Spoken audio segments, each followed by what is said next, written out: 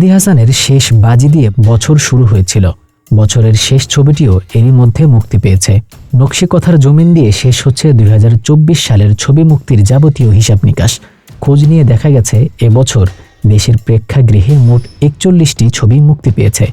বছরের মাঝামাঝি কয়েক মাস রাজনৈতিক পরিস্থিতির কারণে সিনেমা বন্ধ ছিল। শেষ কয়েক মাসে এসে আবার প্রেক্ষাগৃহে মুক্তি পেয়েছে বেশ কয়েকটি সিনেমা।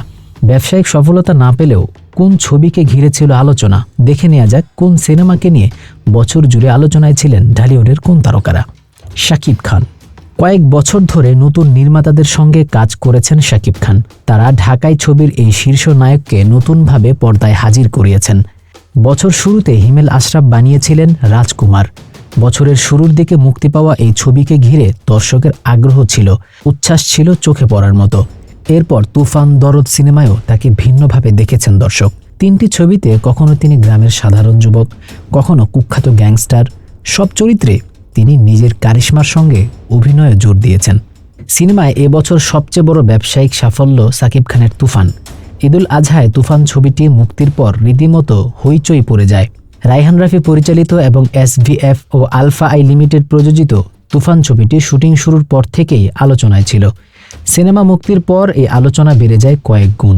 তুফান ছবির মাধ্যমেই ঢালিউড বছরের প্রথম বড় কোনো ব্যবসায়িক সফলতা পেয়েছে। বছর শেষ পর্যন্ত শাকিব খানের এই ছবি সবচেয়ে বেশি ব্যবসার সফলতা পেয়েছে। বছরের শেষের দিকে দরদ নিয়ে আলোচনা হলেও ছবির মুক্তির পর ছবিটি সেভাবে সাড়া ফেলতে পারেনি। যদিও মুক্তির প্রথম 2 দিন ব্যবসায়িকভাবে ভালোই সফলতা দেখিয়েছে, ছবিটি নিয়ে পরিচালক অনন্য মামুনের অতি কথন দর্শকদের মধ্যে নেতিবাচক প্রভাব ফেলেছে। তবে বছর শেষে হিসেবে এটা দাঁড়ায় গেল বছরের তুলনায় শাকিব খান এবছরে নিজেকে আরও ছাড়িয়ে গেছেন। শরীফুল রাজ। রেদওয়ান রনির আইসক্রিম দিয়ে বড় পর্দায় অভিষেক ঘটে শরীফুল রাজের। এরপর তানিম রহমান অংশুর নো ডরাই এই সিনেমায় অভিনয় করলেও সবচেয়ে বেশি আলোচনায় ছিলেন রায়হান রাফির পরাণ ছবিটি দিয়ে। পরাণ মুক্তির পর একাধিক পরিচালকের ছবিতে অভিনয়ের প্রস্তাব পান, কিন্তু সাবধানী হয়ে পথ চলেছেন রাজ। বেছে বেছে ছবির কাজ হাতে নিয়েছেন। এবছরে ঢালিউডের এই তারকার মাত্র 3টি ছবি মুক্তি পেয়েছে।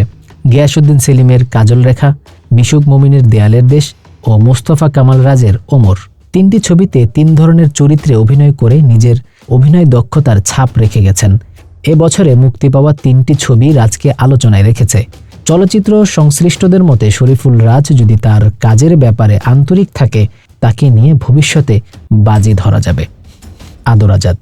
রিয়ালিটি শো ফেরার অ্যান্ড হ্যান্ডসাম চ্যাম্পিয়ন হয়ে বিনোদন অঙ্গনে কাজ শুরু করেন আদর আজাদ। নাটক শেষে একটা সময় চলচ্চিত্রে অভিনয় মনোযোগী হন। প্রতিনিয়ত প্রশংসা কুড়াচ্ছেন, অভিনয়ে নিজেকে প্রমাণের চেষ্টা করছেন। এবছর প্রেক্ষাগৃহে মুক্তি পেয়েছে আদর আজাদ অভিনীত লিপস্টিক।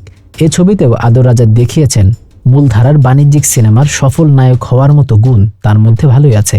কামরুজ্জামান রোমান পরিচালিত এই ছবিতে আদরের বিপরীতে অভিনয় করেছেন পূজা চেরি। এদিকে বছর শেষে পিনিক নামে নতুন একটি ছবিতে শুটিংয়ের খবরও দেন। এই ছবিতে আদরের বিপরীতে অভিনয় করেছেন শবনম বুবলি। এরই মধ্যে ছবির ফার্স্ট লুক পোস্টার প্রকাশিত হয়ে গেছে।